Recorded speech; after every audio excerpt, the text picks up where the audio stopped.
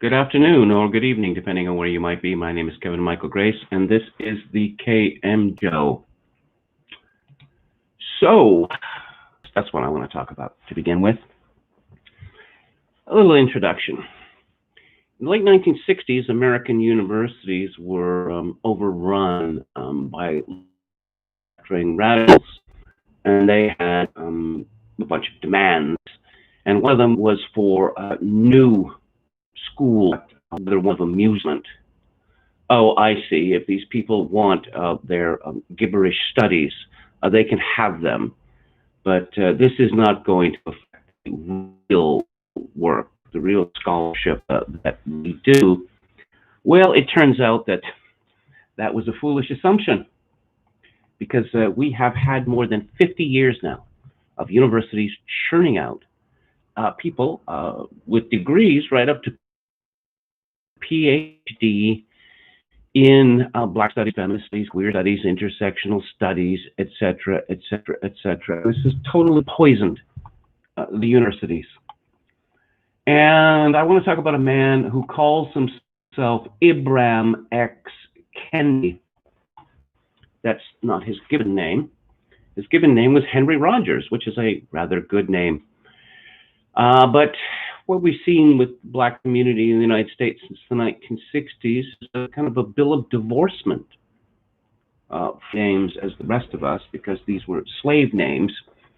What we saw in the 1960s was amusingly so many Black people or Black radicals adopting Swahili names, in effect, switching out one kind of slave trader for another. So I see that Ibram X. Kendi received dual Bachelor of Science degrees in African American Studies, science, and magazine production from Florida A&M University. Not a very promising start, I must say. In 2007, I'm reading from Wikipedia here, Kendi earned an MA and in 2010 a PhD in African American Studies from Temple University. His dissertation was titled The Black Campus Movement and Afrocentric Narrative History of the Struggle to Diversify Higher Education, 1965 to 1972. So, from 2008 to 2000, within the Department of History at the State University of New York at Oneonta. And then he went to the University of Albany, SNUY, and then to Brown University. You see he's made the Ivy League.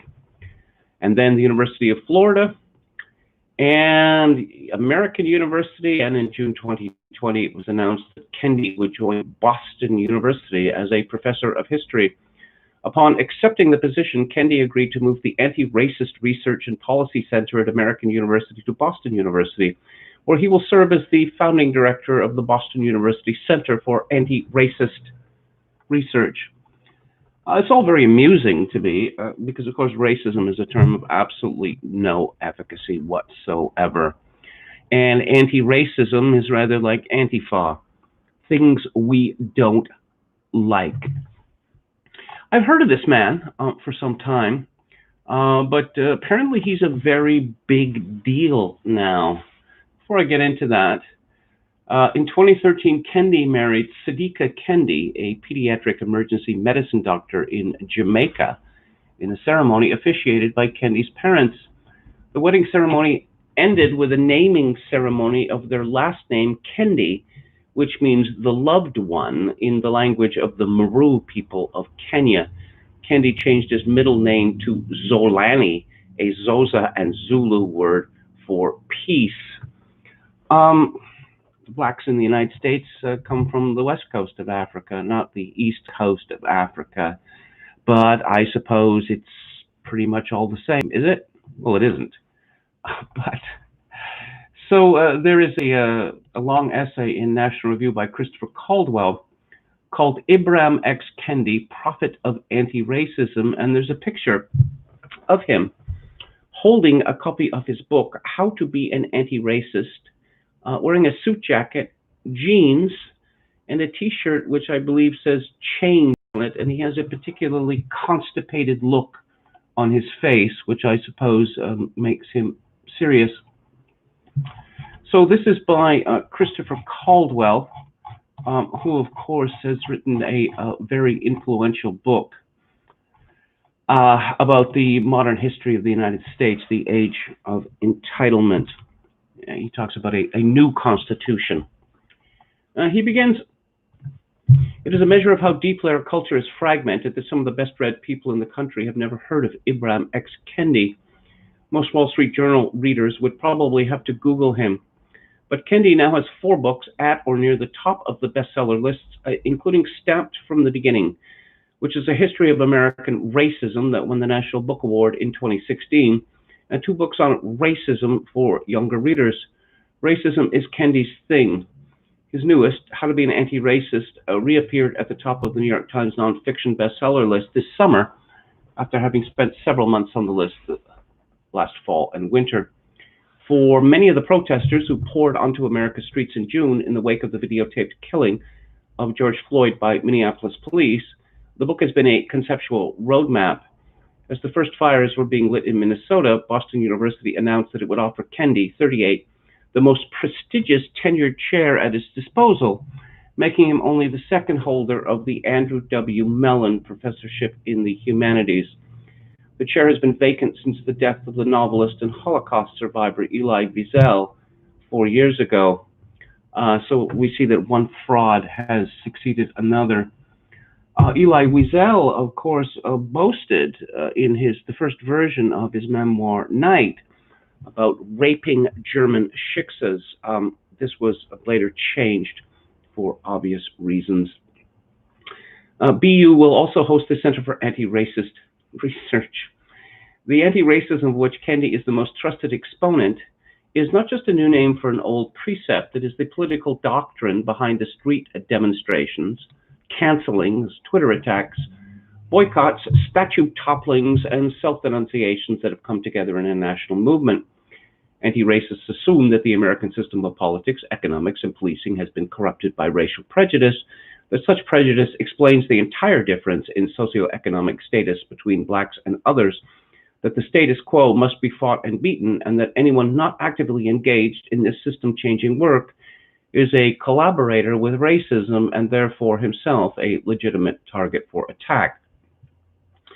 Under anti-racism, the private sphere becomes a battlefront. In Denver, ACLU organizers push people to raise kids who see color.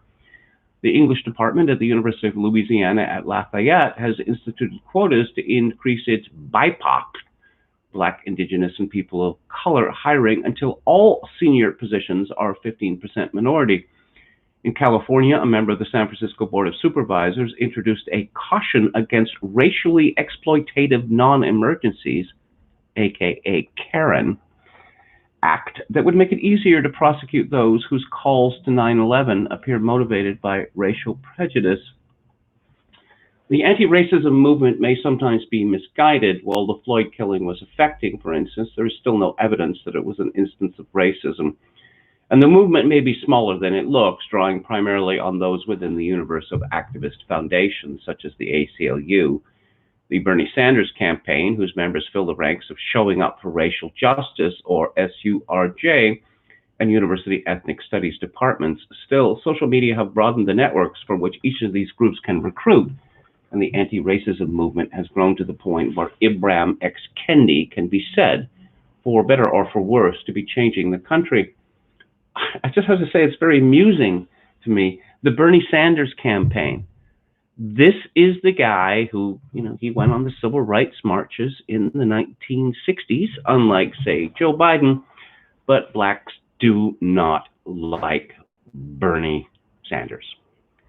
Joe Biden's campaign took off when the primaries moved to the South, where it turned out that black people were simply not going to vote for Bernie Sanders.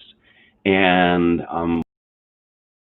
that's not the sort of thing that the media likes to talk about. Now, I just have to say that the so-called civil rights movement is over 50 years old now. And blacks in the United States have had full legal equality since, 1965? and they've had action since shortly after that. Trillions upon trillions of dollars have been spent in an attempt to raise blacks up to a white level, and it has been, well, I would say a failure. There are the blacks who have benefited by affirmative action, both legal and unofficial, and there are the blacks who are left behind, the ones who dwell in the places called the inner cities, which we don't want to talk about because their lives are simply too horrifying.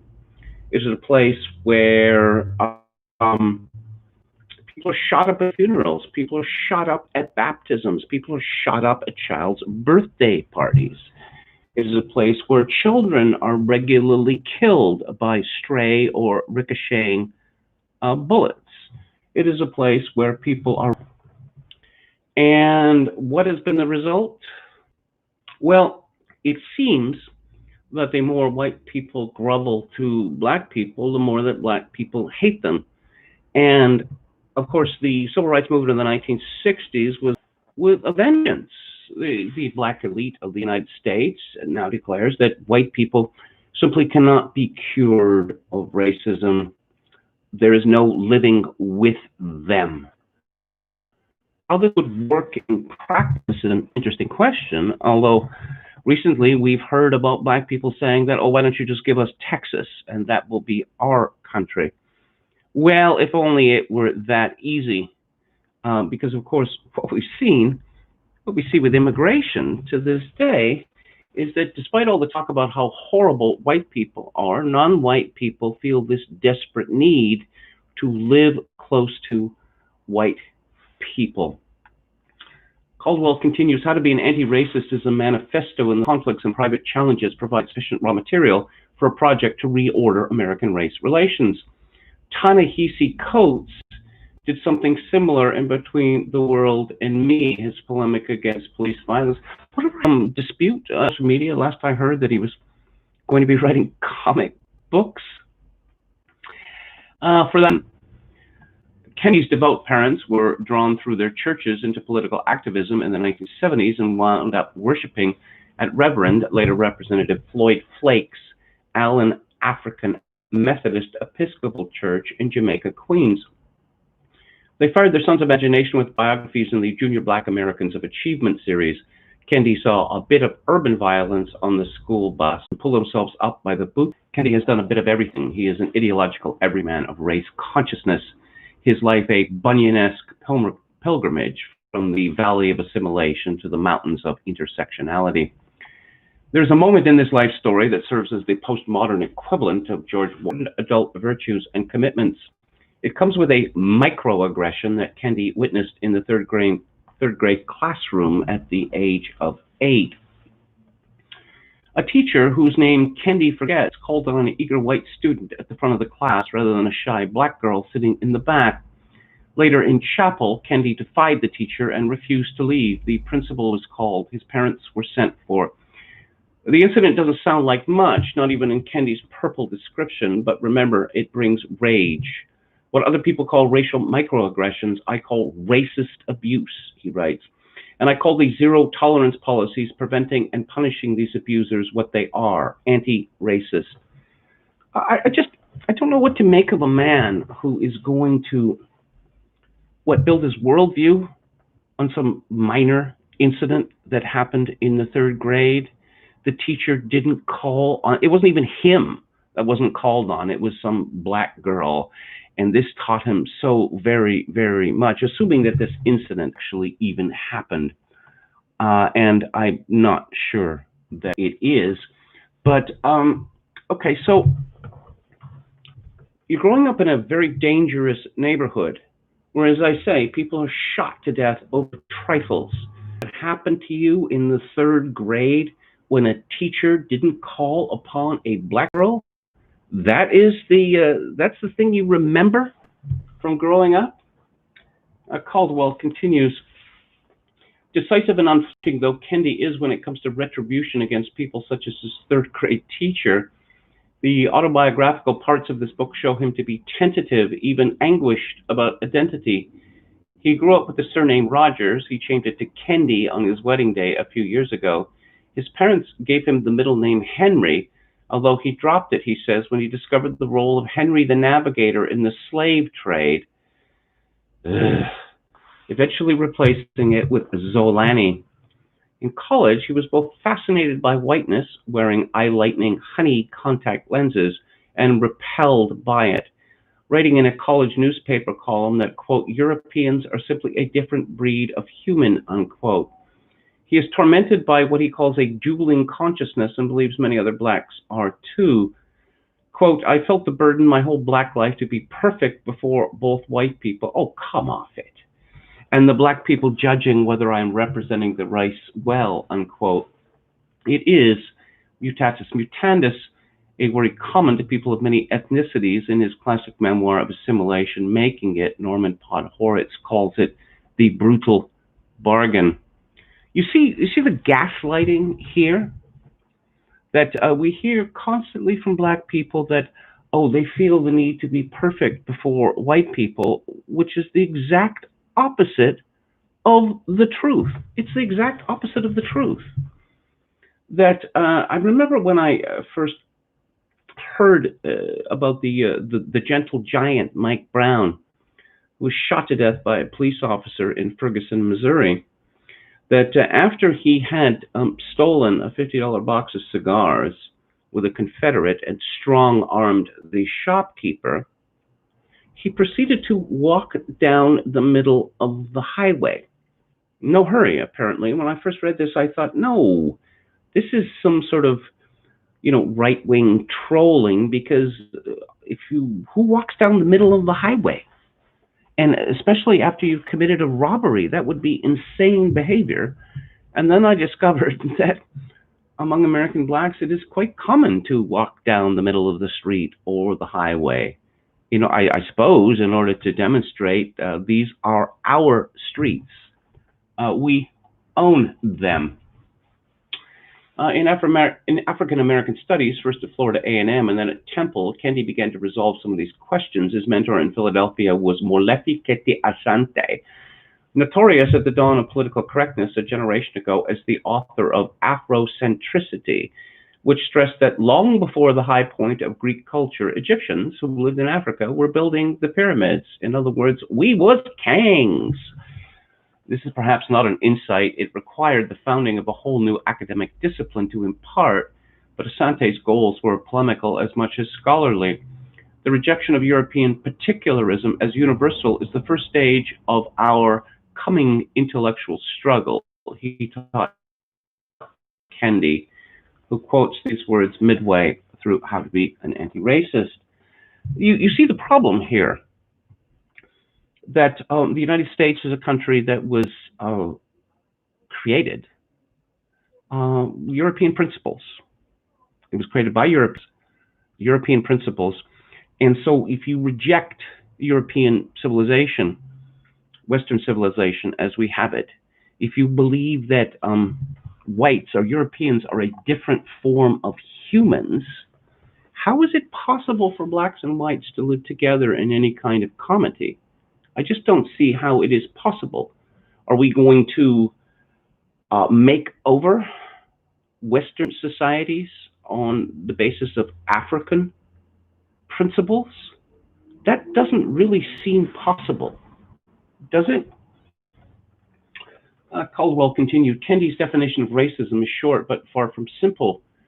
Quote, racism is a marriage of racist policies and racist ideas that produces and normalizes racial inequities, unquote. This is gibberish. It is pure gibberish. It's a completely circular argument. It imparts nothing of value. But racist. I guess that's how to get ahead these days. Certain reviewers, including Harvard Law professor Randall Kennedy, have faulted the definition for the way that it uses the concept of racism to define the concept of racism. Yes, how about that? It will seem less strange and more powerful when examined through the lens of academic race theory. As the Minnesota legal theorist Alan David Freeman noted in his landmark 1978 essay, Legitimizing Racial Discrimination Through Anti-Discrimination Law, the beneficiaries of a racist system, Freeman calls them perpetrators, are likely to view its dismantling as an ethical challenge. Getting over such a system means adopting an attitude of fairness and treating everyone the same. Well, I suppose if everyone's going to be treated the same, then I guess the whole structure of affirmative action would have to be torn down, wouldn't it? And that's not happen anytime soon. The historic victims of that system, however, have a different perspective. They look at the system as having taken from them concrete things that were theirs by right. Above all, jobs, money, and housing. They will not consider the problem fixed until those deprivations have been remedied. Kendi writes from this victim's perspective. He wants not pious talk, but the actual policies that will redistribute the advantages, the stuff that whites have undeservingly acquired. What if instead of a feelings advocacy, he asks at one point, we had an outcome advocacy that puts equitable outcomes before our guilt and anguish? One might ask, how, what is Africa days? African countries have been independent since blacks look to Africa.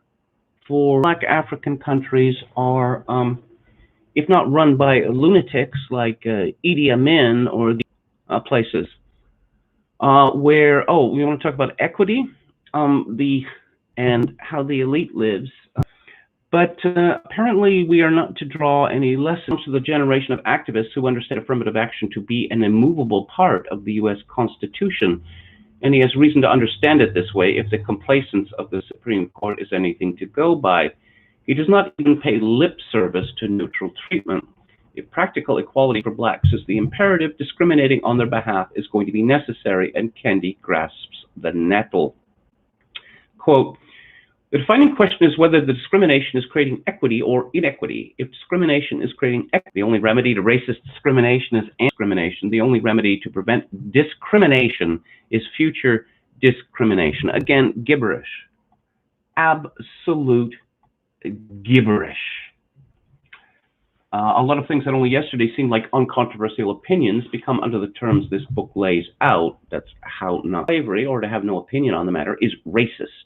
To say all lives matter, the focus of any movement, to allude to colorblindness or talk of a post-racial society to back religious freedom or voter ID laws, these are racist things too. Even the overarching vision that rallied white liberals to civil rights, the belief that blacks could and should assimilate into American society, becomes morally suspect. Assimilation, Kendi announces at the start of the second chapter, expresses the racist idea that a racial group is culturally or behaviorally inferior. The idea is racist, Kendi reasons, because it is assumed the out-group would be improved by joining the in-group. Kendi returns to this theme again and again.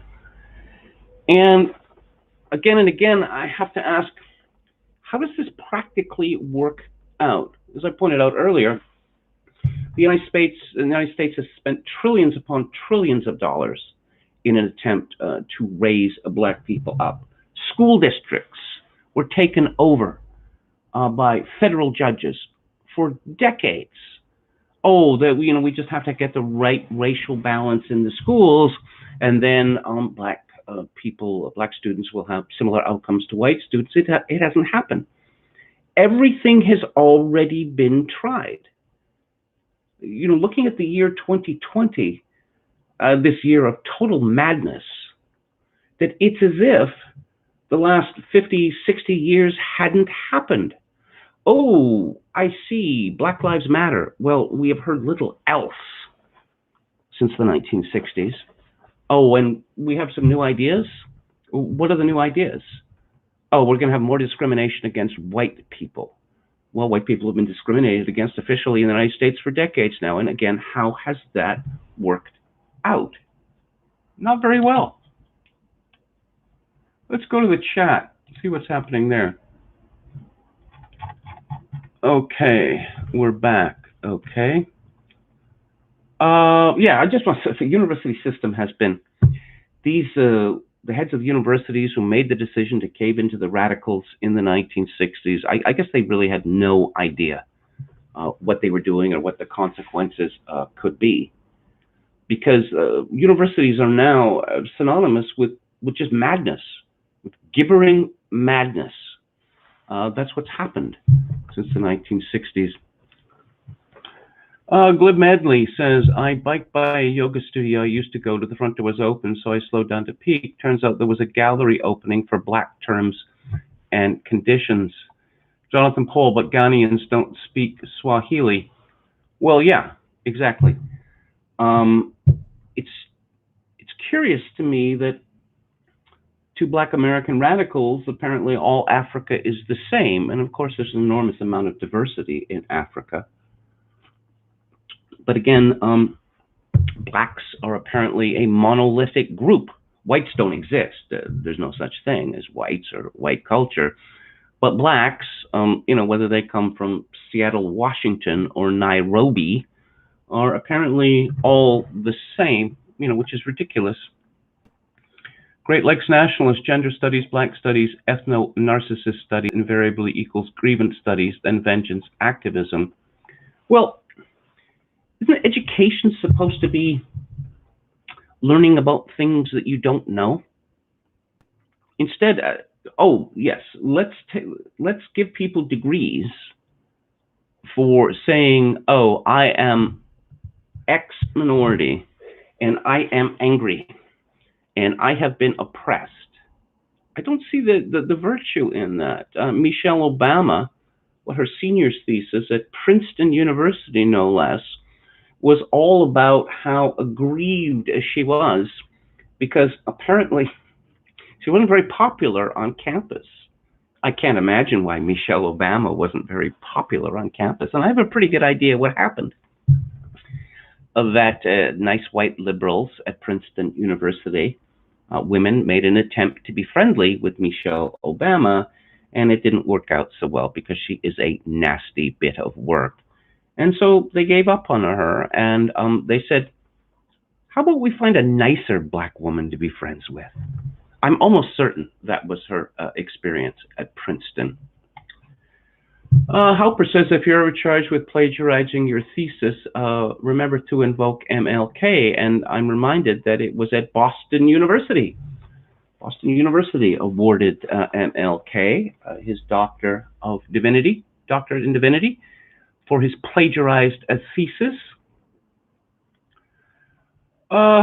Great, yeah, no cost is too great. I don't know, if you look back to the 1960s, I mean, things were very different then. There was this tremendous feeling of optimism that, oh, we've been cruel to black people. We're going to stop being cruel. We're going to be nice to them. And we're going to give them every opportunity. And, in a generation or so, they will have, advanced. Well, that didn't happen. Another difference between the 1960s and today was there was an enormous amount of money flowing around. I mean, the money was coming in so fast that governments, how do we spend all this money? That has not been the case for some time. And since 2008, there is no more money left. It's gone. All the money that's being spent now is being borrowed. Let's see. John Berkshire Respecter says it's patriarchal and sexist that it's called Black King and not Black Queen. I wonder why no woke person has pointed this out before. Oh, is this Beyonce thing? Did she? I don't understand. So her connection with The Lion King, she didn't write The Lion King. She's not even in The Lion King, is she? Or there was a live version of it or some such. We're supposed to believe that The Lion King is a black piece of work? Yeah. Isn't that Turbo Spurg Moldbug out in San Francisco? Pete Ferguson, he's at ground zero and he wants acceleration. I just, as you know, if you've been listening to my live stream, I've been living in downtown Victoria for the last week and a half. And it's just crazy people without end. It's just every person I see on the street looks demented or dangerous or both. But can you imagine living in a place like San Francisco and paying $5,000 or $6,000 a month for an apartment, and you're afraid to walk out of your building because of all of the craziness there? But these people decide to, they vote for politicians who are in favor of people defecating in the street, shooting up in the street, all the rest of it. There are actually, maps that you can check, hotspots of defecation in San Francisco. Well, I guess these people are getting what they want. William Hicks says that they do expect everyone to pretend the civil rights movement never happened. Yes, this is exactly true. It's exactly true that, no one was making any efforts, no one was making any sacrifices. If you look at what happened in the United States in the 1960s, everything was turned upside down. You had schools given over to violence and madness. You had this massive to the suburbs, scared people. But yeah, you had American cities set on fire. And so now American cities have been set on fire again. And in 2020, okay, we're going to set the cities on fire. And this, exactly. So much of this is Juneteenth, really. A week ago, you'd never even heard of Juneteenth. It was something that wasn't even mentioned in the mainstream media. But oh no, Juneteenth is the most important day of the year. But it turns out perhaps there's an even more important day of the year.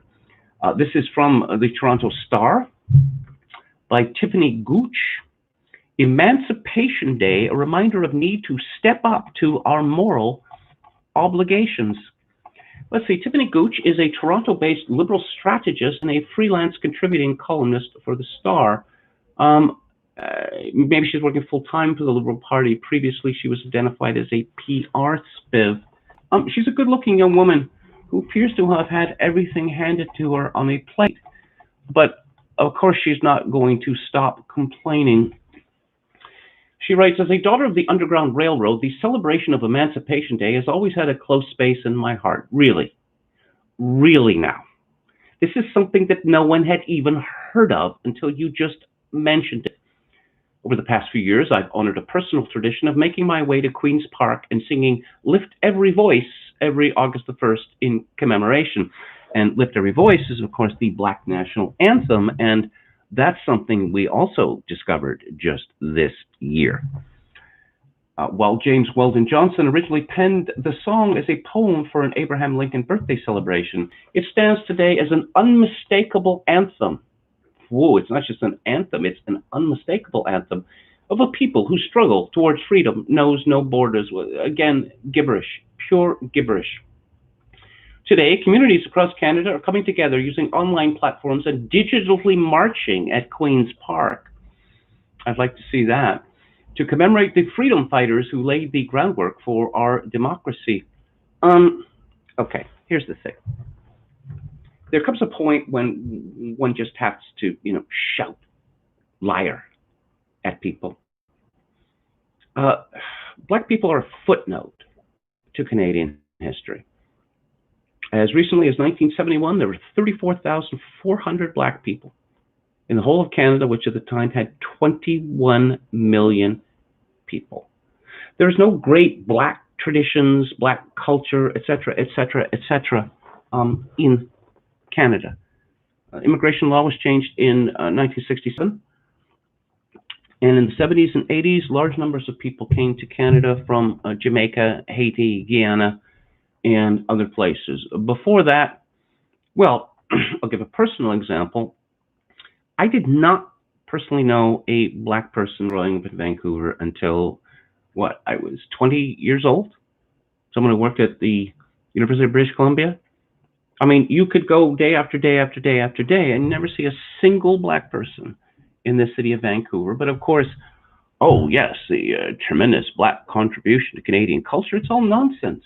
It's all nonsense. It's all lies. We may not be able to share a binational march for freedom across the Ambassador Bridge between Windsor and Detroit, has been done in the past, But we must not forget how deeply connected these regional Black communities remain today, even now across the closed border. Again, what does that even mean? Today, we contemplate the monuments that should have been and plan for the monumental systemic changes to come. You see the arrogance here? Oh, that what, Canada's going to be turned upside down? It's already been turned upside down. That it's increasingly a country that is unrecognizable to Canadians, but I guess more must be done. In the history of Canada and the United States, there have been key moments when our laws have reflected our different values, causing difficulty toward collaboration between our systems. Gibberish. One of those differences was achieved through the Upper Canada Slavery Abolition Act of 1833. Okay, yes. So slavery was banned throughout the British Empire in 1833. Slavery was banned in Upper Canada, which is now called Ontario, back in the 1790s.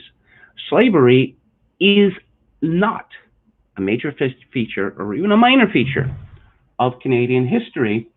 But yeah, I guess we're going to get all Canadians to feel really guilty about something that barely existed here and was ended 34 years before Canada got home rule. As a grace period for this landmark ruling, the Canadian government has 6 months to respond. Oh, after a federal court deemed the Safe Third Country Agreement unconstitutional. See, apparently there aren't enough people just barging into Canada and saying, this is my country now. There's not enough illegal immigration to Canada. So the federal courts have decided to change that. Today's freedom fighters are the applicants for the court challenge. Access to white people is not a human right, which include the Canadian Council for Refugees, Amnesty International, Canadian Council of Churches, and in particular, the Ethiopian woman who was held in solitary confinement after being sent back to the U.S. We cannot share refugee processing responsibilities with a country separating families and putting children in cages. Oh, you mean just like the George W. Bush administration did, just like the Barack Obama administration? The Canadian federal government might be tempted to wait until the American election unfolds so as to possibly, but there is no telling what the future of democracy looks like in the U.S. This is rich. This is rich stuff. My country, Canada, is governed by a retarded man-child called Justin Trudeau. And there is scandal after scandal after scandal. But apparently we're not, he's seriously treated as if he were a slow child, an awkward child. And it would be cruel to apply the same standards that apply to every other politician to him, because, he's just superior to the United States of America. Let's see. Canada should strive to be more than merely not the United States. We should have clear processes for ensuring human dignity in our systems. Again, gibberish, absolute gibberish. What does that mean? We must minimize the politics and ensure compassion for human life is the foundation of our refugee system, our treatment of migrant workers, and our immigration systems immediately still. And I guess, if these people have their way, sometime around 2030 or whatever, we'll have a majority of minorities, and we see how well that has worked out in the rest of the world. Let's see, let history show that in 2020 we stood on the side of human rights and that we continue to fight for justice.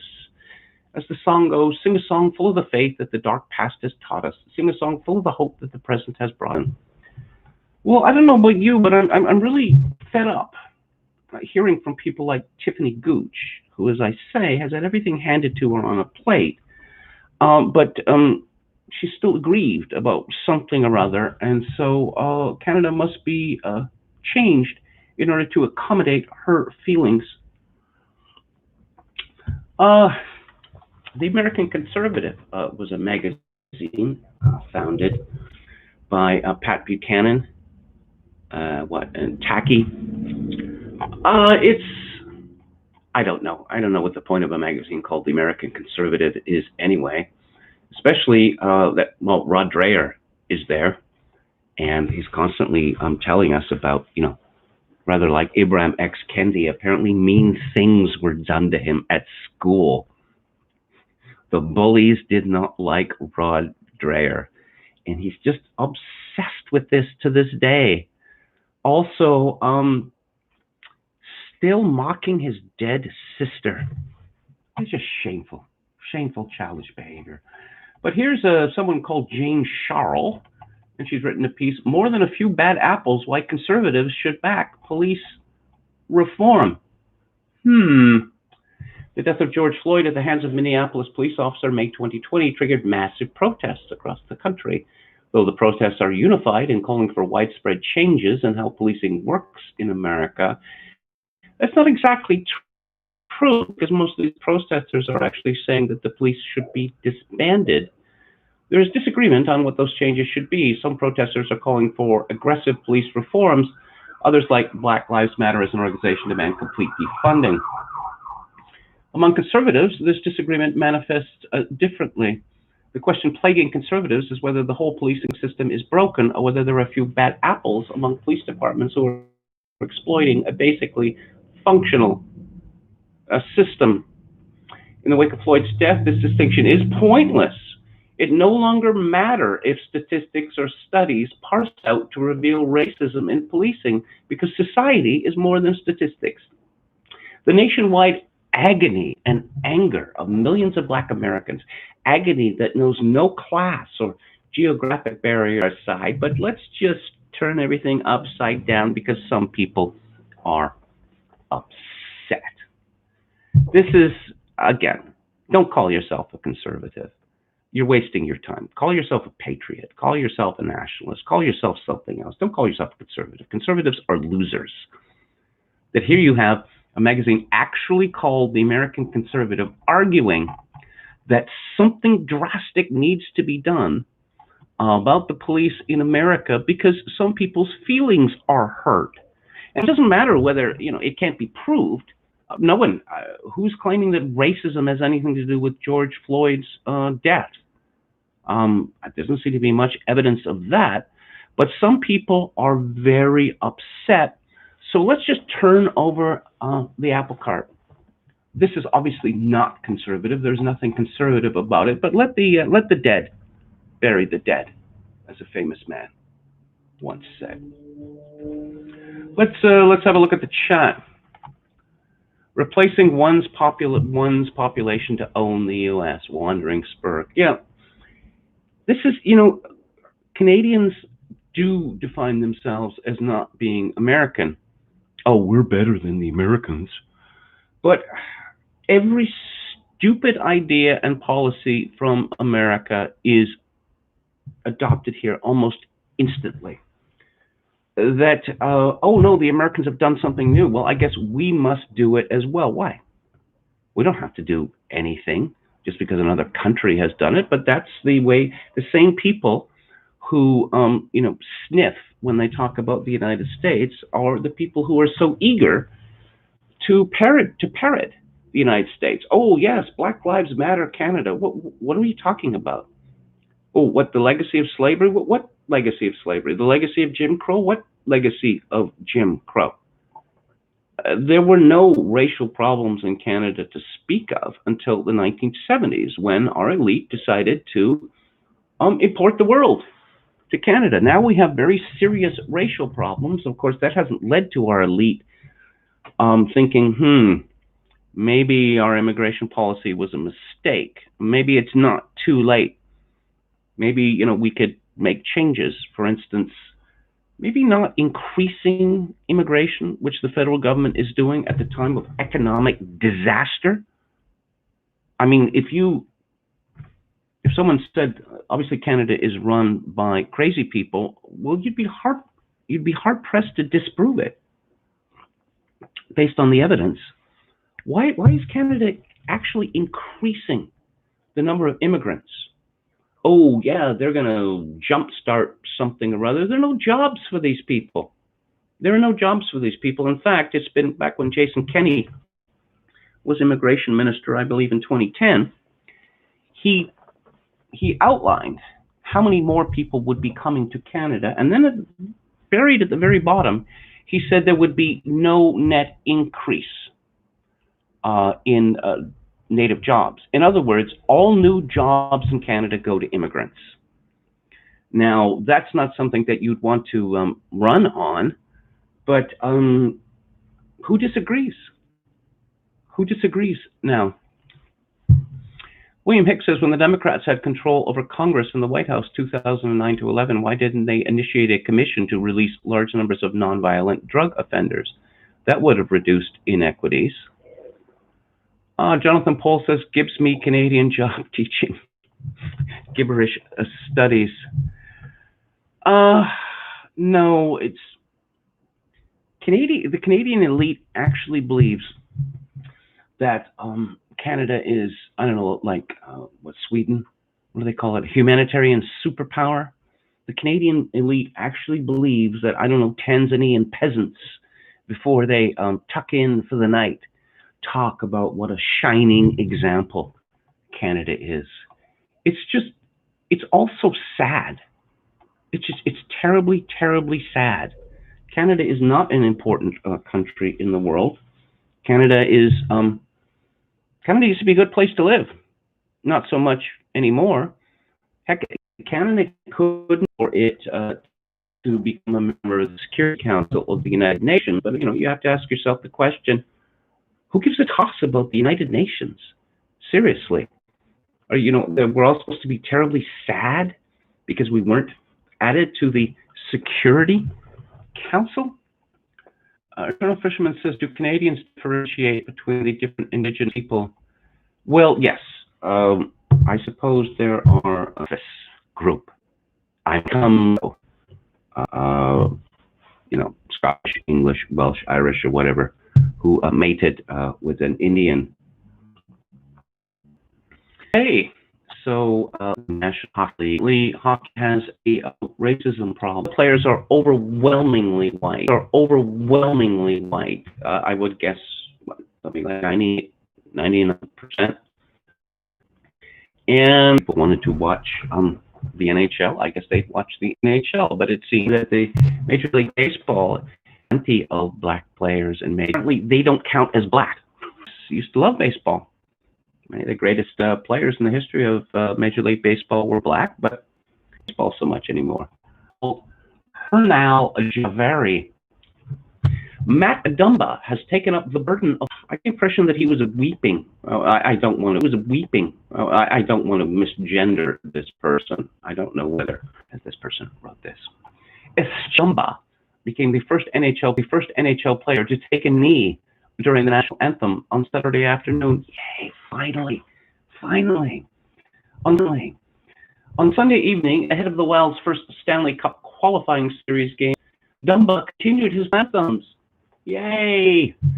In solitary, lonely figures during both moments. It was still abundantly clear that because of the boldness of his actions, he stood on his own, and the Oilers' Daryl Nurse on his shoulders. Yet that visual nurse on his shoulders, yet that visual only heightened the burden that players of color carry, NHL teammates. Prior to the Wild game on Sunday, Dumba, who is Filipino-Canadian, he's not even black. Weighing slightly. Hockey players are at a distance for production, showering him with hugs. There's no hugging in hockey. And well-meaning text messages. Just that feeling of having that support and just love in our locker rooms, alone. So which is it? Dumba doesn't seem to think that he's completely alone or being shut out by his teammates. It is heartening that support for Dumba from players and his teammates has been unwavering, which is the exact opposite of what you were saying a few paragraphs ago. And it certainly sounds far better than what NHL player J.T. Brown received from the Tampa Bay Lightning when he raised his fist during the national anthem in 2017. But what's also become clear over the past few days is while the NHL and players have been quick to extend their support with words, so far no one, certainly not his white teammates, has stepped up with meaningful actions. And I'm looking at an empty Rogers Place in Vancouver, British Columbia. I guess this is before the beginning of a Canucks game, with the players on the ice, and the scoreboard says "end racism, end racism." It's just racist, Black lives, racism, racism, racism. Yeah, okay. So the NHL cares. It cares deeply, apparently. Players have worn Black Lives Matter t-shirts and spoken about their continued responsibility towards working for racial justice. But those vague gestures and words are just that. Vague sentiments meant to placate. Well, someone else does the work. What work? What are we talking about? Again, gibberish. According to The Athletic, Dumba was specifically asked by the NHL if he would be interested in being the face of social change on the first day of the Stanley Cup, but they couldn't find a black player? This is how absolutely insignificant this issue is to the NHL that, oh yes, Black Lives Matter, it's all BLM all the time. Why don't we get one of our black players to be, what, we don't have any? None? Zero? Oh, okay. How about we get someone who is brown? That's Filipino guy. Yeah, he'll do. He'll do as a stand-in. It seems clear then that the NHL wanted someone they could turn into a symbol, someone who would be willing to shoulder the burden, oh, the pain, for an entire league without any help. And while privately executives praised Dumba for being well-spoken, oh dear, they left him out to dry with fans and consented to him becoming the social justice whipping boy. It's also agonizing.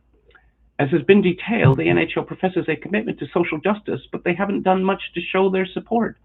Certainly not as far as money goes. Well, that would kind of be a problem because, you know, when you're playing games in an empty stadium, that rather ties your hands, doesn't it, in terms of, you know, money to be distributed. Plus, even while Dumba is facing blowback from fans and warriors in the culture war, the NHL or the Wild can't even use the hashtag Black Lives Matter to describe Dumba's actions. In their tweet, he's not black. In their tweet about Dumba's raised fist, the Minnesota Wild used the hashtag We Skate for Equality. But there was no we here, only one man taking a very difficult stand. In their tweet praising Dumba's speech on Saturday, the Wild and the NHL didn't use the phrase that Dumba so clearly emphasized, Black Lives Matter. So the Wild tweeted, the Wild is proud of Matt Dumba. We respect and support his heartfelt passion, end racism.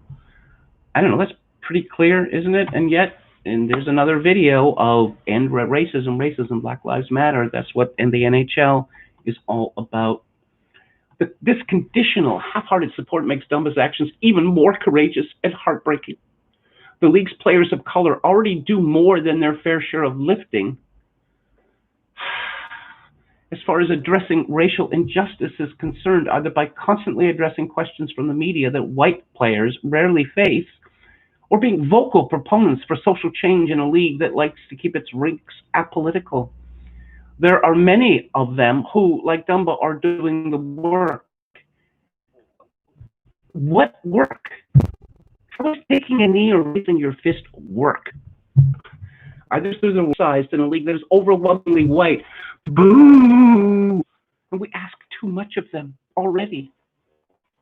White NHL players need to take a long, hard work inward. Oh, just shut up. And search back to the social media posts they made earlier this summer. Social media posts they made earlier this summer. How steadfast is their commitment to the causes they profess to care so much about a few moments ago?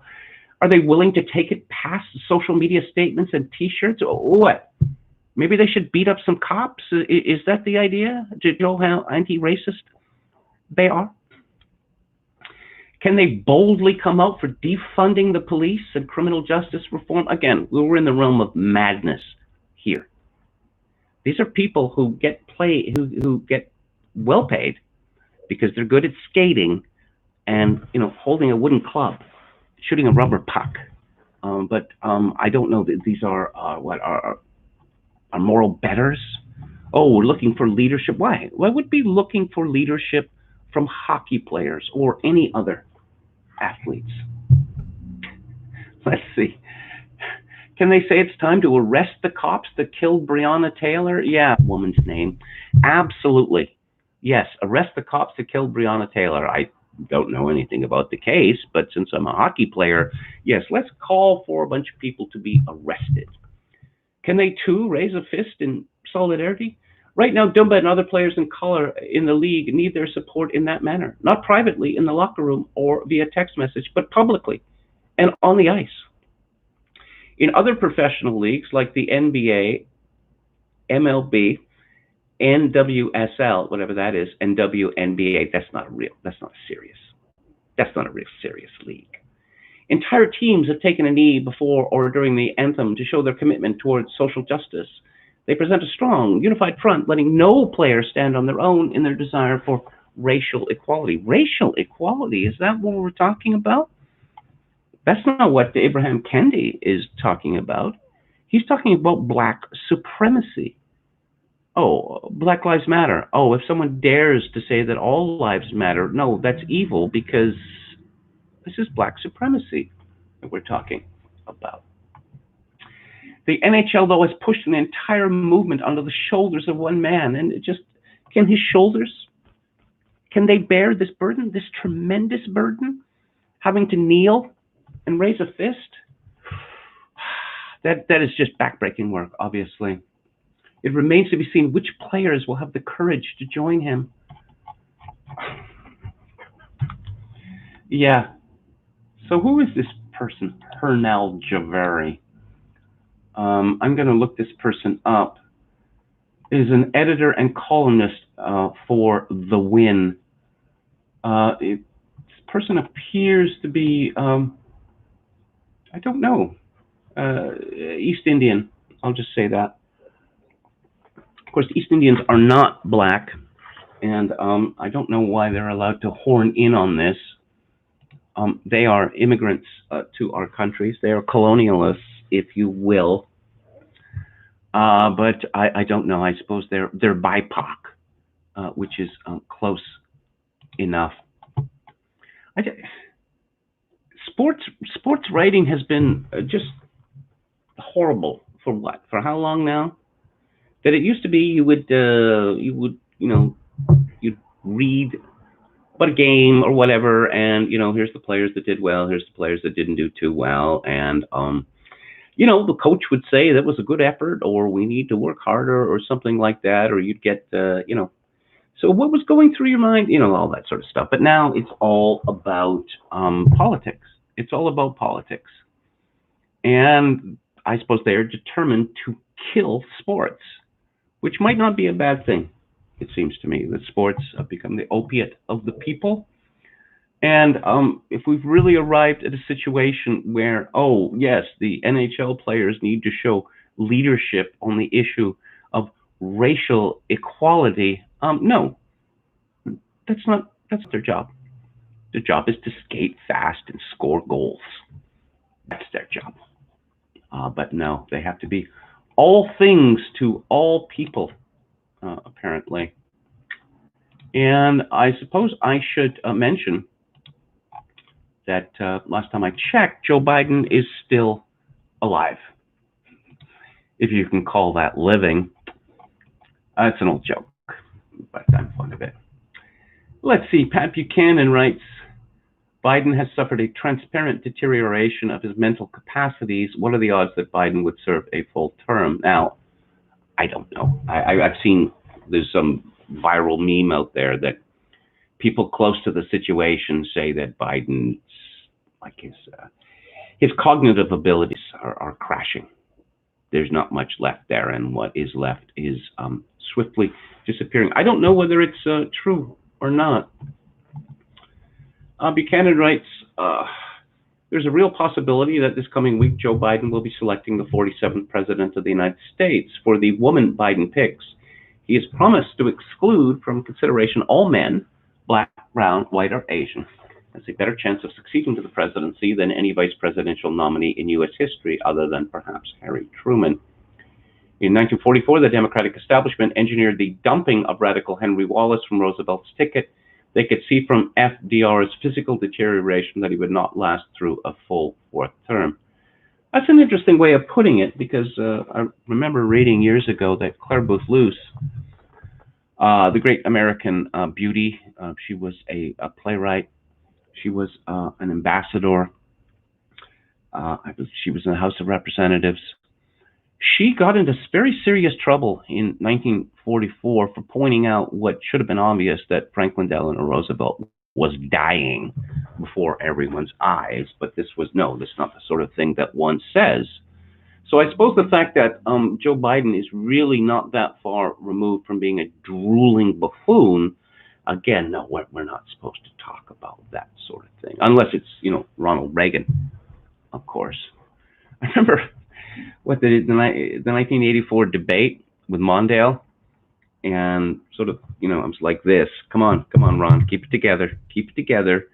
And then he was asked some final question, and he started telling this story about driving alone on the Pacific Coast Highway in California, and I thought, oh, no, you've got to stop talking. You can't, just stop it, okay? And thankfully, the moderator said that you're out of time, and everyone was like, what was that about? What was the whole point, this story? And I suppose, in retrospect, Reagan wasn't fit for a second term, but partisanship blinded too many people, including myself, to that. Pat Buchanan writes, if Biden wins, he'll be 78 when he takes the oath, older than our eldest president, Ronald Reagan, when he left office after 2 terms. Biden would turn 80 even before he reached the midpoint of his first term. Moreover, Biden has suffered a transparent deterioration of his mental capacities that was nowhere evident when he debated Mitt Romney's running mate, Paul Ryan, in 2012. What are the odds that Biden would serve a full term? And then Pat goes into some history about this. But then he gets to the point here. Biden began his selection process by eliminating and discriminating against whole categories of people.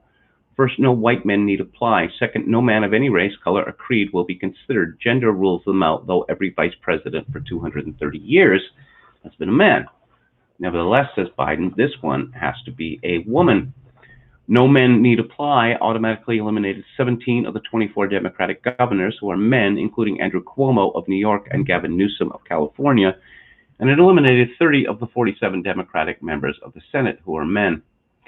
In the aftermath of the George Floyd killing and protest, pressure has grown on Biden not only to choose a woman, but a woman of color, and preferably a black woman. If that were a criterion, it would eliminate all but a tiny few of the party's senators and governors. What national interest impelled Biden to so restrict the pool of talent from which a possible presidential successor would be chosen? Joe Biden would be the oldest man ever to serve as president. He would enter office with visibly diminished mental capacities, and he has decided to restrict his choice as to who should inherit our highest office by ruling out the vast majority of the most able and experienced leaders of his own Democratic Party. I've seen this video. Ben Braddock, I don't think he's created it, but it's very powerful.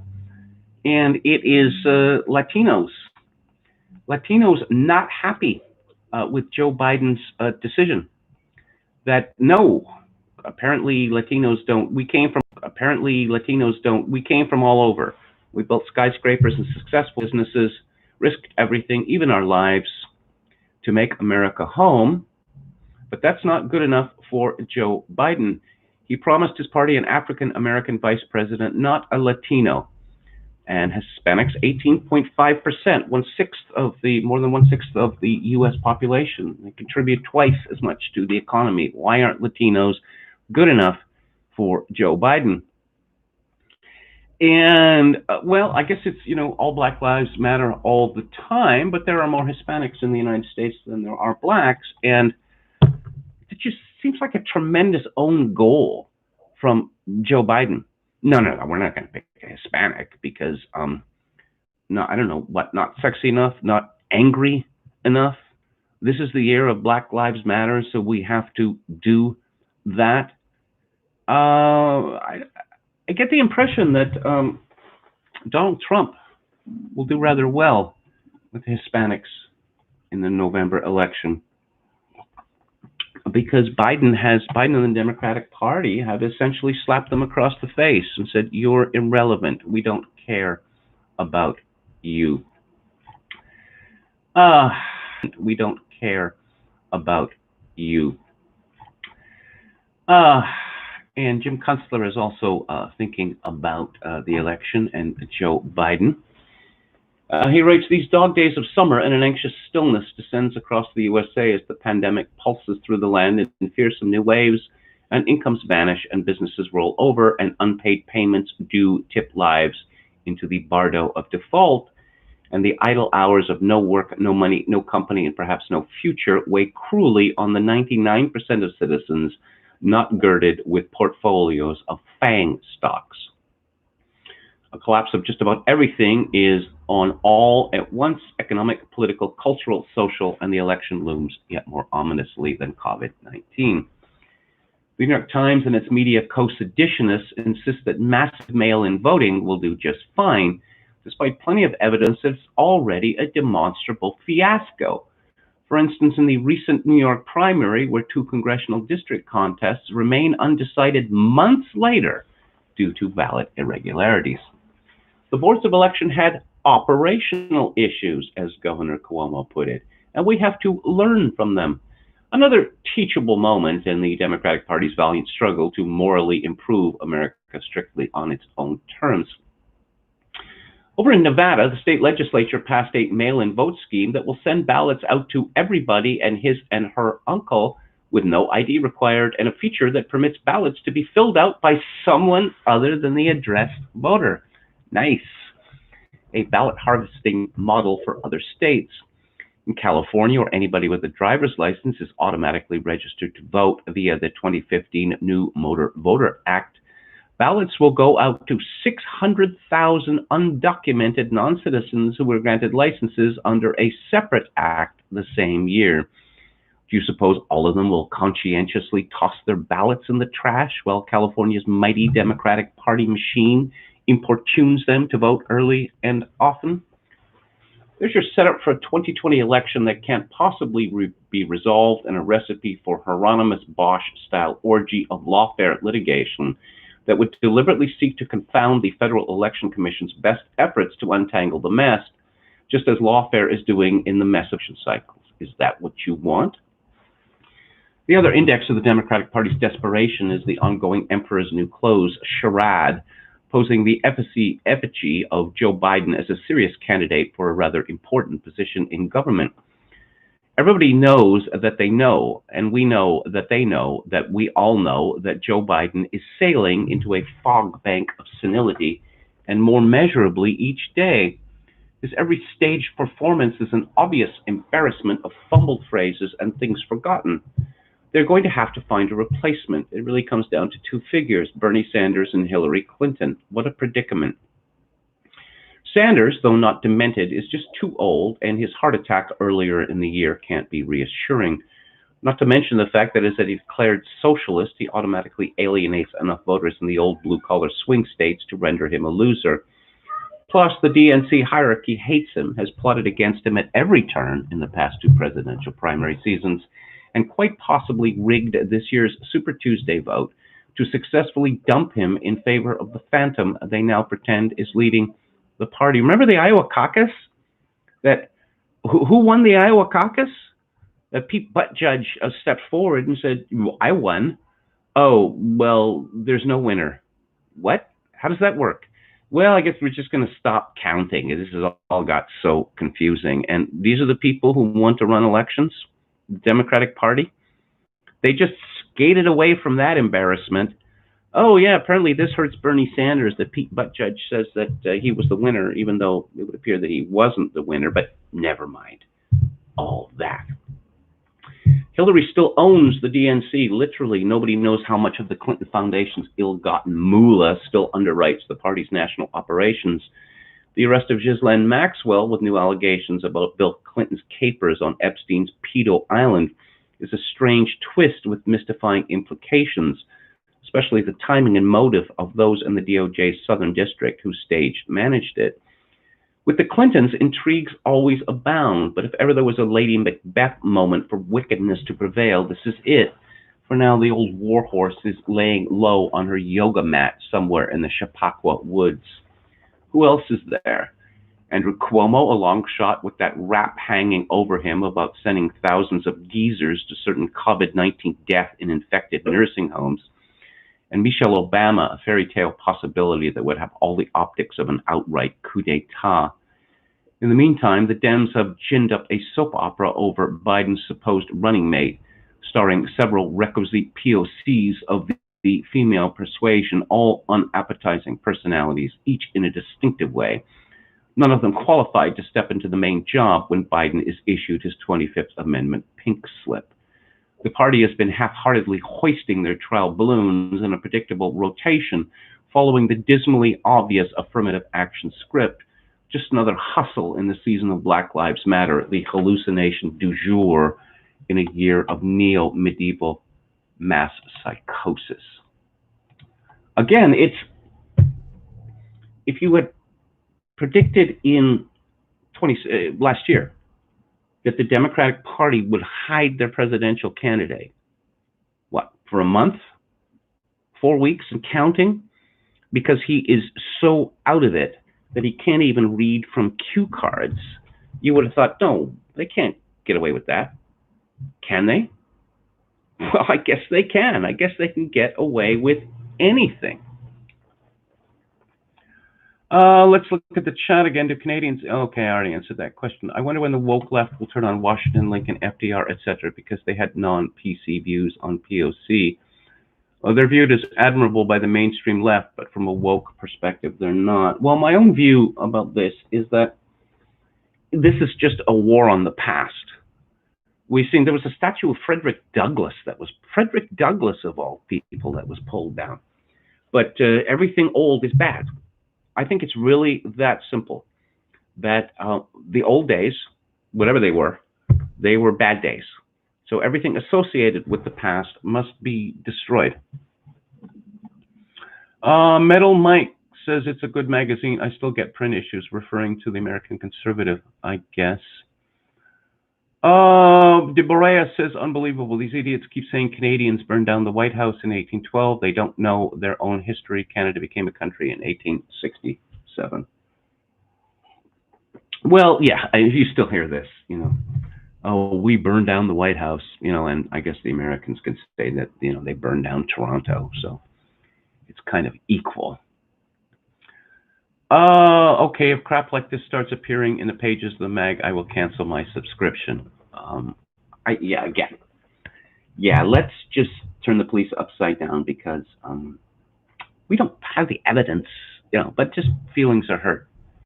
Feelings are hurt. If conservatism means anything, if it means one thing, it would seem to me that one thing would be that we are not going to turn things upside down because someone's feelings are hurt. John Brookshire Respecter says Biden shifting to the far left, racial jungle, etc., is proof that the dissident left, which always says that elite politicians don't care about popular sentiment, democracy doesn't exist, etc., is wrong. Again, when Joe Biden comes out with these, talking points and the like, I just, someone hands him something and he reads it. I think this guy stopped thinking a long time ago. Oh, LOL, for a second, I thought he said mask psychosis is done from beyond. Yeah, that's pretty good. Brandon Smith says RBG could be a meat puppet and no one would know. I said, was it earlier this year? I was talking about her being dead. And I guess that's wrong, but on the other hand, how do we know? What the Babylon Bee joke that after a short separation, RBG was returning to her hospital home. That I don't know, this woman has, how many diseases does she have? How many forms of cancer does she have? I mean, I guess, you just, if you look at any pictures of RBG for the last few years, there's this sort of terrified rictus where, she sees the Grim Reaper. The Grim Reaper is right in front of her and says, no, not now, I'm not ready. Donald Robertson says, didn't we steal Washington and Oregon too? 5440 and fight. That was the old slogan. The border was, what was around 1850. It was decided to draw the border at the 49th parallel. 5440 is what almost as far north as Prince George. Phallic Doctor, you're not a fan of cryptocurrency, are you? I don't know all that much. Just I used to write about gold. I used to write about the mining industry, and the gold bugs. I know what they talk like. I know how they sound, but cryptocurrency people, they're even more evangelizers than the gold people, and it makes me suspicious. Ricardo Williams says George Floyd's arrest could have been shown on cops. It was that pedestrian. I've seen people claim that, when it comes to a trial, that the Attorney General of Minnesota has he's gone too far. Was it first-degree murder we're talking about? And from the evidence that I've seen, toxicological reports, it would seem likely that George Floyd died of a drug overdose, of a fentanyl overdose. Let's see, Phallic Doctor says these guys think the fundamentals of economics can change based on a computer invention. I don't really know. It just, how was Bitcoin created? People using computers to grind out Bitcoin. It all seems very strange to me. But perhaps it's my age. Perhaps it's my age. Perhaps I'm simply not young enough to get hip to cryptocurrency. Okay, so what are we going to talk about now? Let's talk about Australia going nuts. I'd always had this view about Australia that I don't know, they were more manly than we were. They were a tough bunch there in Australia. They have gone completely mental over the coronavirus, despite the fact that there are not that many cases in Australia and very few people have died. Let's see. This is from CTV News. The Premier of Victoria plunged the region into a state of disaster on Sunday. Disaster, that's a strong word. Announcing even stricter lockdown measures and introducing a nightly curfew. All trips outdoors after Australia's second largest state recorded 671 new infections in a single day. And why do they have so many new infections? Because they're testing people. Daniel Andrews told Victorians at a news conference that we have to do more and we have to do more right now. Isn't that the slogan for 2020? We have to do more and we have to do right more. Doesn't matter what the issue is. We have to do more and we have to do more right now. Let's just plunge blindly ahead. Let's destroy the world's economy.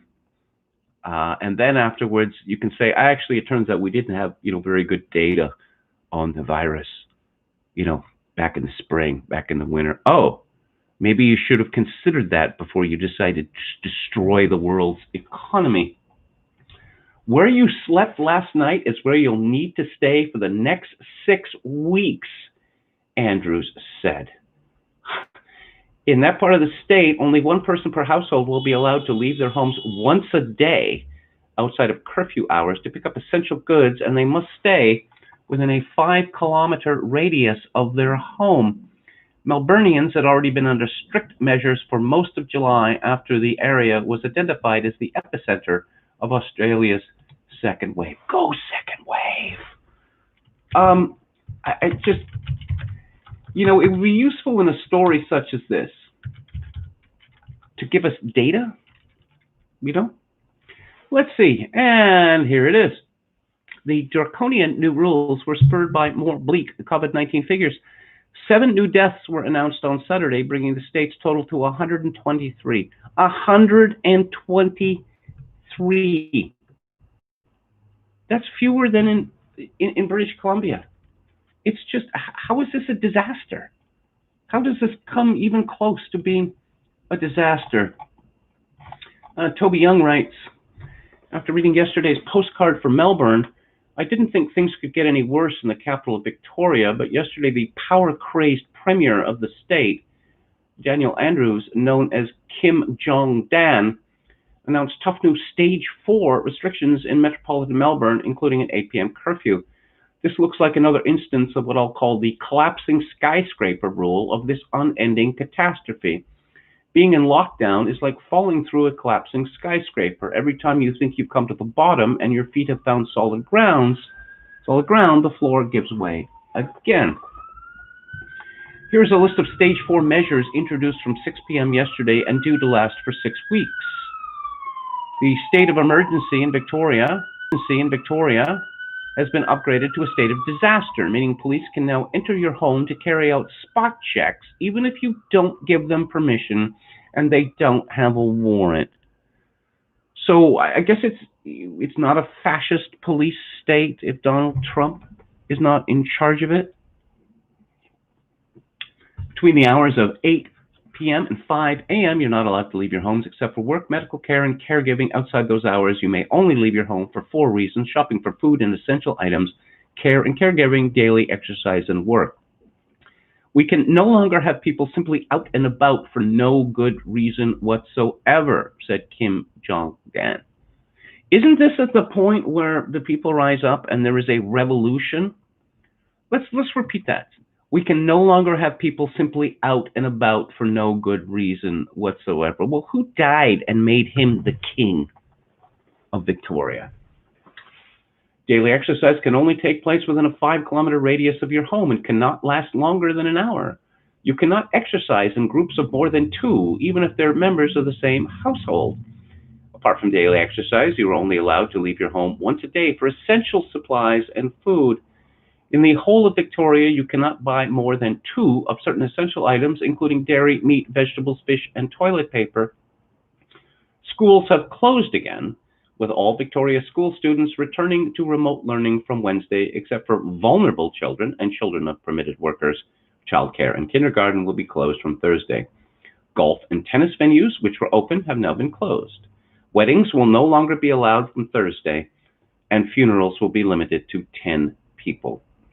Face nappies anywhere outside your home have been mandatory for people in metropolitan Melbourne since July the 22nd, but that rule has now been extended to the entire state of Victoria. You cannot have visitors or go to another person's house unless it's for the purpose of giving or receiving care. However, you can leave your house to visit a person if you are in an intimate personal relationship with them, even during curfew hours, so no bunk ban. If you have a holiday home or were planning a holiday outside Melbourne, tough cheese. You must remain in the city for the next 6 weeks. The maximum fine for breaching a health order currently stands at $1,652, but Kim Jong-dan said he would have more to say about penalties later today, i.e. he's going to increase them. These measures were prompted by 671 new cases of coronavirus on Sunday and 7 more deaths. That's up from 295 new cases last Wednesday, but down from 723 on Friday. It was that spike on Friday, the highest daily total in Victoria to date, that prompted Kim Jong-dan to unveil the new restrictions yesterday. Could the increase be due to a corresponding increase in testing? It certainly looks that way, but it doesn't, apparently that doesn't matter. Coronavirus is a disease which is life-threatening to those who are above 80. To everyone else, practically everyone else, it is less dangerous than influenza. Let's see, Victoria tested almost 43,000 people on Sunday, July the 6th, twice as many as on normal days, and the peak on Wednesday could be due to the few days delay before the results come through. In addition, a percentage of the positive results are likely due to the extensive contact tracing introduced in the past few weeks, with targeted testing of those who've been in contact with other infected people. It looks like a familiar pattern. On the advice of public health officials, a political leader ramps up testing and introduces track and trace program. Then, when the number of cases inevitably increases, the leader panics and introduces draconian new measures. How long before bungling Boris introduces a new set of random restrictions? Here. Let's see, Carl Hennigan has struck again. The professor of evidence-based medicine at Oxford wrote a blog post yesterday in which he showed that the alleged increase in the number of infected people in England, the pretext for locking down 4.5 million people last week, is an artifact of increased testing. Yeah, how about that? I mean, the actual question is, these people who have COVID-19, are they getting sick? Are they required to go to the hospital? Are they required to go into intensive care? And the answer is overwhelmingly no. So there's no excuse for this panic whatsoever. But again, I'll just say that even amongst our leaders, there seem to be very few people who can comprehend any number larger than 1,000. It might as well be, a million, a trillion, or whatever. Let's see. Professor Robert Dingwall writes in the Daily Express that many people carry the virus without ever getting ill. Children in particular are rarely sick and are not super spreaders as they are with flu. The World Health Organization thinks there will be one wave that gradually decays into localized outbreaks. These could be contained by local efforts. The truth is that no one knows for sure, and there will be no clear answers until next spring. Of course, the government should have a plan B for a second wave, but this might also be a moment to ask where pandemic management is taking us. We now know about 70% of the cases detected in the community are unlikely to develop symptoms. Of those who do, about 80% will not need to go near a hospital. When patients are admitted to the hospital, only about 10 to 15% need intensive care. COVID-19 was linked to about 50,000 deaths in the first 16 weeks of the UK pandemic, but about 1,000 people normally die every week. In the past 5 weeks, fewer than usual have died. COVID-19 simply brought deaths forward by a few weeks or months. 80% of victims already had life-limiting medical conditions. 6 months into this pandemic, we have learned that it will not wipe out human life on this planet. It is a nasty infection, and every death represents a person loved by someone. But it is time for a sense of proportion. While some people become seriously ill and a few die, most shrug it off. Nevertheless, some UK medical leaders are calling for zero COVID intensified controls to eliminate the infection. Some even want measures to continue indefinitely to block influenza and other respiratory viruses. These demands do not come from experienced clinicians who know no one lives forever. The only questions about death are when and how. Reasonable people might prefer longer lives to shorter ones, but they also have a right to be concerned about the quality of those lives. There is a real danger of slipping into a situation where we think health is the only purpose in life. It is not an accident that the U.S. Constitution gives equal weight to life, liberty, and the pursuit of happiness as the guiding principles for government. Well, actually, that's the Declaration of Independence. A concern for life and health must always be balanced with a concern to protect spaces for us to do our own thing and to find well-being in our own way. A pandemic may be a chance for some medical leaders to impose their ideas of how people should live, but it does not mean that they should be allowed to do so. It is time to stop following the science and to recognize we're making choices about that sort of society we want to live in. And our leaders decided that it would be useful in various ways to scare us all to death, to make wild predictions about the number of people who are going to die from COVID-19, and then, just juke the stats. Just throw in every death as a COVID-19 death. And, oh, yes, our precious traditions of liberty and the like, well, no, they don't exist anymore. They are surplus to requirements. Imagine a political leader actually saying we can't have people out and about. It's shocking. It's just completely shocking. And again, so much of what's happened this year, I start to think about it and it makes me frightened, because I think, no, that couldn't have happened because that would be crazy. But apparently it has. Apparently it has happened, all of it. And the craziness shows no sign of abating. Peter Hitchens, let's look at his column from Sunday. He writes, the most common symptom of COVID-19 is that you feel just fine. A huge number of those now being absurdly listed as infected with this bogeyman disease are perfectly healthy. If the trained hunters of the government's National Panic Service had not tracked them down, most of them would never have known that they were supposed to be ill. Why do we take this seriously? It is a fact, not a conspiracy theory, that the power of the state is now being used to keep us in a condition of perpetual alarm. We are ceaselessly threatened with a second wave for which there is, in fact, no evidence. As I began to write this, I received a ridiculous text message from my GP squawking urgently, "We have been made aware that the number of coronavirus cases in Oxfordshire is starting to rise." No doubt Oxford will be one of the next cities to undergo some sort of renewed shutdown to keep us in our place. This fatuous propaganda is just preparing the way. The more scared we place. This fatuous propaganda is just preparing the way. The more scared we are, the more we obey. It ended by intoning, "We must each do our bit to protect ourselves and others." The use of the phrase "do our bit," of course, invokes the phony blitz spirit that is used against anyone who looks at the actual researched facts and says, as I do, "Don't be silly."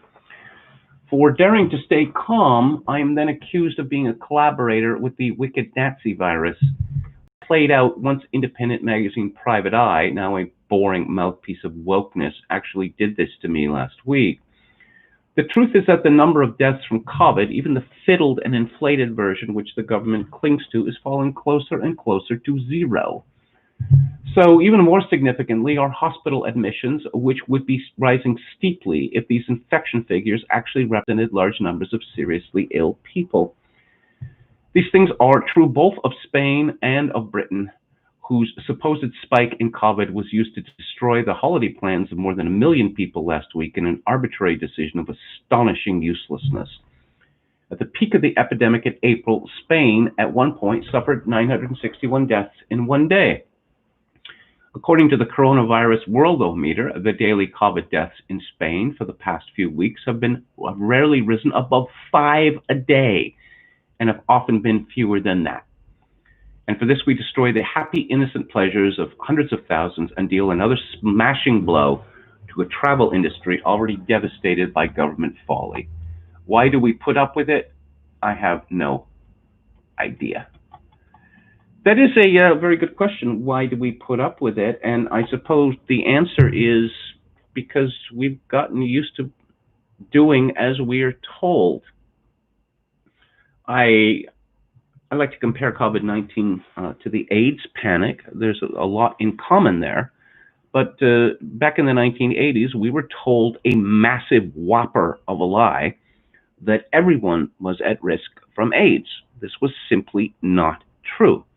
The three groups of people who were at risk from AIDS were male homosexuals, IV drug users, and people who had gotten infected blood transmissions. As for everyone else, not a problem. But we were told this, and we believed it. Apparently, when someone has, DR period before their names, or could be listed as an expert, it doesn't matter.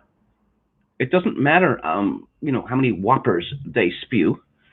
We all have to take them. It's the extent to which politicians elected by the people have decided to defer to non-elected so-called experts. It is absolutely shocking. Let's see, Alex Berenson says the Sun Belt has won and the effects are going to be profound. Yeah, we've heard what for the last 2-3 weeks or whatever, that apparently everyone in California, Arizona, Florida, etc. is dying. It's not true. And I see that Berenson is having some trouble with his new book, Unreported Truth, about COVID-19 and lockdowns. Says now Amazon isn't even letting me submit the paperback. Notice there are no highlighted errors, no idea why. Probably just a bug, but I'm not inclined to give them the benefit. Me submit the paperback. Notice there are no highlighted errors, no idea why. Probably just a bug, but I'm not inclined to give them the benefit of the doubt. Let's talk about a vaccine. Yeah, but of the doubt. Let's talk about a vaccine. Yeah, but people are just slavering for a vaccine. Are vaccines going to be introduced without proper testing? Of course, AIDS medication for years, there was no double-blind test for any AIDS medication because, well, we just need it. We've got to do something. Got to do something fast. Oh, so you're going to okay medicines which kill people? Well, at least it's doing something. What are you doing about it? Andy Slavitt writes, some people are recommending we allow people to get access to a vaccine before phase 3 trial data. I disagree entirely. If people want access to the vaccine, participate in the phase 3 trials with all the disclosures and precautions. Help us get a good, safe drug with quick data. Berenson comments, even Andy Slavitt knows offering access to an unapproved vaccine is dumb. Yes, even Andy Slavitt. What happened with AIDS drugs, the reason that there were no double-blind testing is because you have two groups.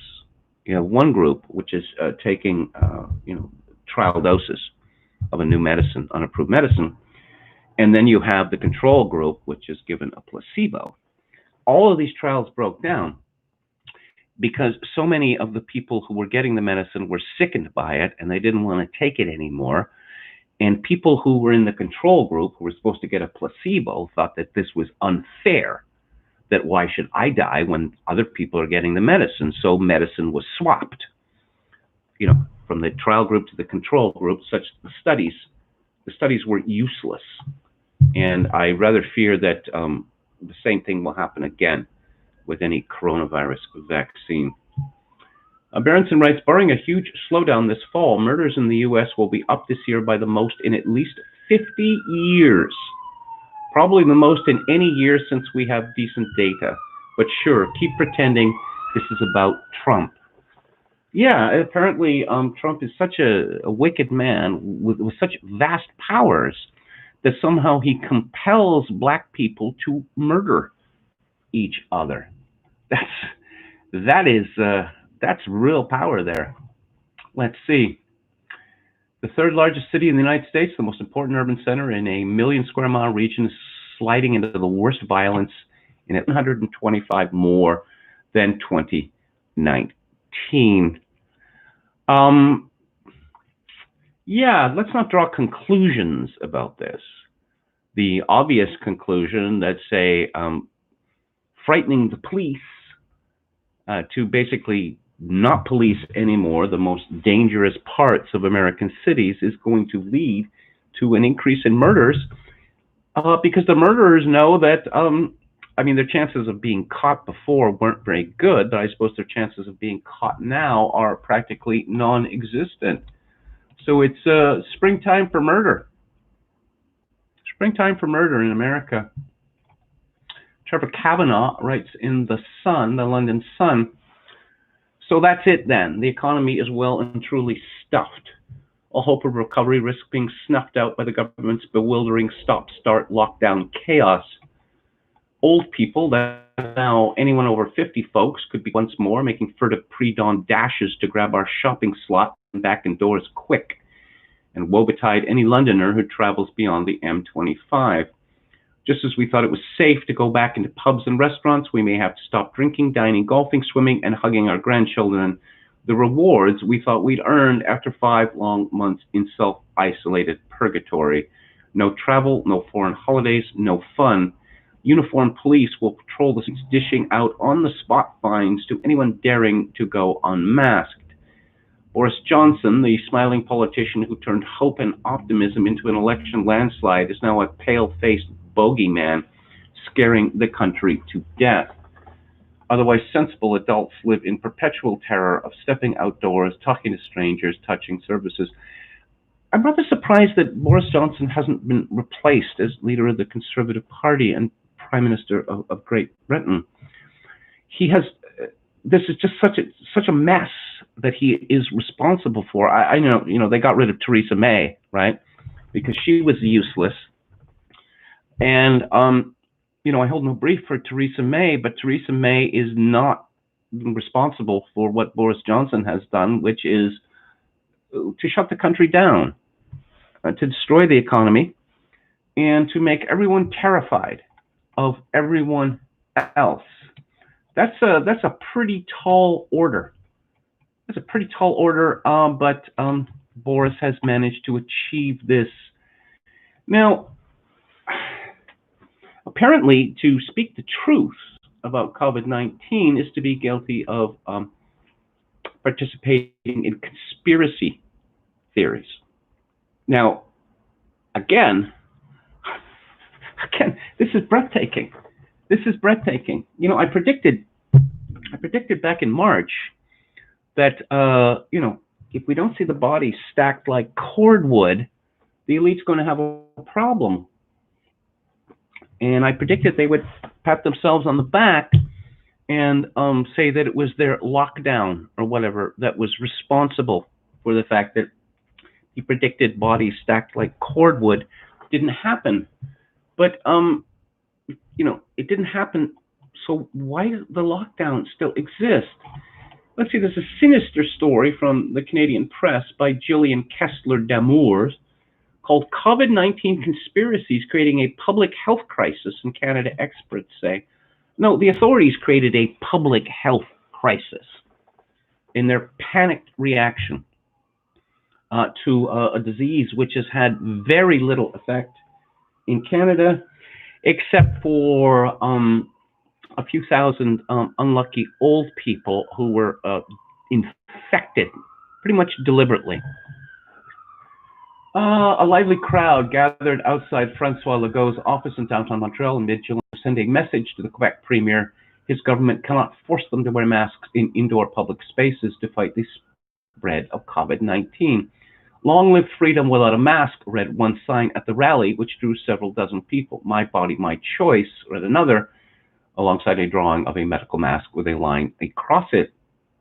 The anti-mask movement is not unique to Quebec, nor are masks the only source of conflict in the country when it comes to public health directives around the novel coronavirus. But the issue is one of several at the heart of a growing online movement of disinformation around the COVID-19 panic in Canada. Oh, here's some actual information, okay? The number of cases on Vancouver Island is, I believe, still lower than 150. And the number of deaths, I believe it's 3. How exactly does that constitute any kind of a crisis? How does that constitute a crisis? But apparently, to say things, to recite facts, is now to be guilty of misinformation. Researchers say, researchers say conspiracy theories about COVID-19 are spreading at an alarming rate across the country. It's almost like a virus. And they warn information shared online may lead to devastating consequences and push Canadians to shun important safety measures. Like, what? We have to wash our hands 20 times a day? What? We're going to have to wash our hands 40 times a day? Do you remember back when they were telling us not to touch our faces? Remember in the spring when they were telling us that the coronavirus could live on metal surfaces for 9 days? And then a few months later, actually, that's not true. Sorry about scaring everyone to death. But as I said at the time, if coronavirus is going to live, for days on these surfaces, that means everyone's been exposed to it. That means obviously everyone is going to be exposed. You can't get away from, touching these surfaces that other people have touched. It's inevitable. Let's see. I think that people should be enormously concerned, said Angus Bridgman, a PhD candidate in political science at McGill University. Oh, a PhD candidate in political science, so not a physician, not an epidemiologist. He's the co-author of a study published last month on COVID-19 misinformation and its impact on public health. The study found the more a person relies on social media to learn about COVID-19, the more likely they are to be exposed to misinformation and to believe it, to disregard physical distancing and other public health guidelines. Where's the evidence that physical distancing works? Or where's the evidence that physical distancing is actually possible? About 16% of Canadians use social media as their primary source of information on the virus. His research team surveyed nearly 2,500 people and examined 620,000 English language Twitter accounts, but Bridgman said COVID-19 misinformation also spreads on other social media platforms, including Facebook, YouTube, Reddit, Instagram, and Tumblr. For example, a Facebook group called Against Mandatory Mask Wearing in Quebec has over 22,000 members to date. You see, this is what they call begging the question here. Because, okay, where's the evidence that masks work? Because the World Health Organization says that they didn't work. That the Chief Medical Officer of Canada said that they didn't work. We see the same thing in Britain. We see the same thing all over the world. And we've known for several weeks now that the World Health Organization changed its tune on masks after political pressure. So you see, it's just assumed there that anyone who speaks out against masks is spreading misinformation. But again, there is no medical consensus whatsoever that for ordinary people to use masks has any efficacy. And I've seen quite a few studies on this. Let's see, the posts on these pages vary from questioning the science behind wearing masks on basting Horatio Arruda, Quebec's public health director for the mandatory mask rule, to accusing the World Health Organization of bias, and Microsoft founder and philanthropist Bill Gates of creating the virus. Another study published in May at Carleton University indicated 46% of Canadians believed at least one of 4 unfounded COVID-19 theories. The virus was engineered in a Chinese lab. How do we know that that's unfounded, by the way? There is serious consideration of this, and it has been seriously considered for months. Now, again, begging the question, the virus is being spread to cover up the effects of 5G wireless technology. Drugs such as hydroxychloroquine can cure COVID-19 patients. Again, where is the evidence that hydroxychloroquine is useless? This is just it's just a planted axiom. Or rinsing your nose with a saline solution can protect you from infection. Bridgman said the speed at which these conspiracy theories circulate online makes it difficult to verify where they originate. And while some right-wing groups in Canada are pushing these falsehoods, boo, right-wing, Bridgman said people across the political spectrum are vulnerable to them. Yeah, I wonder why that might be. I wonder why that might be. That, I don't know, we're told that we're all going to die from COVID-19, and then it becomes clear that no, we're not all going to die from COVID-19. And yeah, that the Prime Minister of this country is, he seems like a, learning disabled adolescent who, as I say, keep getting caught in scandal and scandal and scandal. But no, it would be unfair. It would be unfair to force him to, leave office because, come on, don't be mean to Justin Trudeau. Then we learn that, former president of the United States, Bill Clinton, we're reminded again of his trips to Pedo Island on the Lolita Express. That obviously it's a bad thing for people to believe things that are not true. But again, we have our elite, which is telling us over and over again things that are obviously not true. Let's see, Alexandra Barriere was among the dozens of protesters denouncing the mask rule on July 19th. He compared mask wearing to a dog muzzle and didn't believe the COVID-19 pandemic exists. We live to be free. We're not in the world to be controlled by animals. Well, let's see. You notice there's no quotation here? He doesn't believe COVID-19 pandemic exists. I'd like to know exactly what he said in that regard. because I suspect what he might have said is that this has been blown well out of proportion, which, of course, I happen to believe is true. And we are not in the world to be controlled like animals. Is that a controversial statement now? Another protester, 65-year-old Antonio Pietranero, said warned that after making masks mandatory, the government would force people to get vaccinated against the virus. How do we know that that is not true? How do we know that that is not true? He said they're going to say you have to take the vaccine even though it hasn't been proven to be safe. Well, we have this rush for the vaccine. We have this rush, and we have to have it ready, the day after tomorrow or whatever. And that suggests to me that precautions are going to be ignored as they were with early AIDS medication. And many thousands of people died as a result of that. Final look at the chat. Brandon Smith, the mask is a band-aid at best anyway. Chances are we're all getting it. Okay, strange comment from Ricardo Williams. Genetics and fitness will be what matters. The more you protect yourself, the more you are delaying your immunization. Metal Mike says, I'm not taking a vaccine. Yeah, how long has flu vaccine been available for? Quite a few years. I have never had a flu vaccine. This is not medical advice.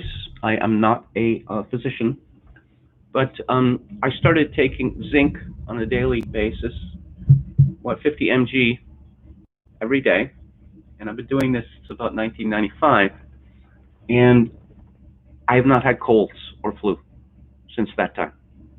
Again, this is just a personal anecdote. I'm not in a position to give medical advice. As I've said previously, I think that I had COVID-19, in November or December of last year. If you remember when I was still on Luke Ford's show, there was a whole week there when I was just as sick as a parrot. And that was the first time. That was the first time in 25 years that I'd ever had a cold or flu or something of that kind. I love the idea that C-19 mostly kills hippies, boomers, and their Gen X sycophants. Well, wasn't that the line that Fox Day was pushing? That they could kill all the boomers? Actually, the boomers are a pretty big cohort, and some of them are younger than others. Did Kevin put us on tape again? I don't know where this is coming from. No, there is no tape. You were hearing me live. And that is today's show. I'm going to talk about what's coming up.